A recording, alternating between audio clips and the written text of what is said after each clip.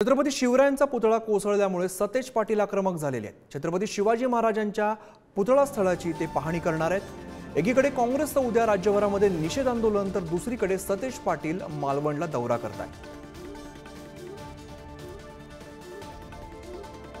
छत्रपती शिवरायांचा पुतळा कोसळल्यामुळे सतेज पाटील आक्रमक झाल्याचं आपल्याला बघायला मिळतंय। छत्रपती शिवाजी महाराजांच्या पुतळा स्थळाची ते पाहणी करणार आहेत।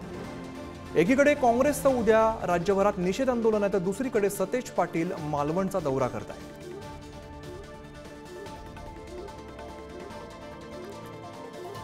सतेज पाटलांची संतप्त प्रतिक्रिया समोर आली ती पाहूया। ज्या महाराजांचे किल्ले आज 350 वर्षांनीही आपल्याला प्रेरणा देत आहेत त्यांचा पुतळा तोही पंतप्रधानांनी उद्घाटन केलेला 1 वर्षही टिकत नाही हे मनाला पटतच नाही।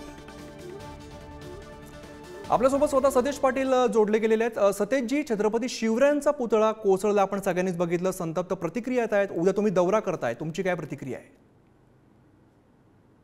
त्याच्या दृष्टीने अत्यंत एक दुर्दैवी घटना आहे। फादर ऑफ इंडियन नेव्ही म्हणून छत्रपती शिवाजी महाराजांचा नावलौकिक आहे आणि हा पुतळा करत असताना ज्या गोष्टींची खबरदारी घ्यायला पाहिजे ती समुद्र काठावरची ती कुठलीही केलेली यातून दिसून येत नाही अशी वास्तवता या ठिकाणी। गडबडीनं हा करण्यात आला, इमॅच्युअर कॉन्ट्रॅक्टरला कॉन्ट्रॅक्ट देण्यात आलं। ह्या सगळ्या आधी 3 दिवसापूर्वी एक पत्र PWDनं पाठवलं होतं की या पुतळ्यातल्या काही उणिवा त्याच्यावर कुठलीही कारवाई झालेली सरकारकडून या ठिकाणी दिसत नाही। बरं,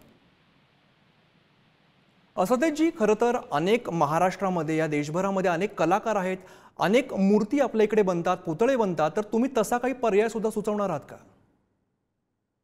हे त्या पद्धतीनं करणं अभिप्रेत आहे की एवढं मोठं शिल्प करत असताना काही लोकांची मतं घ्यायला पाहिजे, ती कशा पद्धतीनं करायला पाहिजे ते हे सगळं त्याची खबरदारी घेणं अभिप्रेत आहे। किमान आता पुढच्या वेळी करताना म्हणजे कदाचित ती पुढचा पुतळा उभारण्याची वेळ महाविकास आघाडीवरच असणार आहे, त्यामुळे तो निश्चितपणे भव्य दिव्य आणि चांगला उभारेल याची काळजी आहे। बरं, निश्चित। धन्यवाद सतेजजी, तुम्ही पुढारी न्यूजशी संवाद साधलात।